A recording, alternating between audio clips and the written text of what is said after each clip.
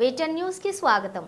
మంచిర్యాల జిల్లా బెల్లంపల్లి పట్టణ collects ఏరియాలోని bar and restaurants లో శుక్రవారం రాత్రి తాగిన మైకంలో ఒకరిపై దాడి చేశారు. బెల్లంపల్లి 2 టౌన్ ఎస్ఐ మహేందర్ తెలిపిన వివరాల ప్రకారం బెల్లంపల్లి పట్టణంలోని గాంధీనగర్ కు చెందినటువంటి అలీ సాగర్ అతని మిత్రులు కలిసి కాల్ టెక్స్ లోని బార్ అండ్ రెస్టారెంట్ లోని మద్యం సేవిస్తూ ఉన్నారు. అదే బార్ లో పక్కన తాండూరుకు చెందిన బండారి వంశీ అనే వ్యక్తి కూడా మద్యం సేవిస్తూ ఉన్నాడు. వారి యొక్క మధ్యలో మాట పెరిగి అలీ సాగర్ ఆయన మిత్రులు బీర్ సీసాలతో వంశీపై దాడి చేశారు. ఈ ఘటనలో బండారి వంశీకి తీవ్ర గాయాలయ్యాయి. గాయపడిన వంశీని బెల్లంపల్లి ప్రభుత్వ ఆసుపత్రికి తరలించారు.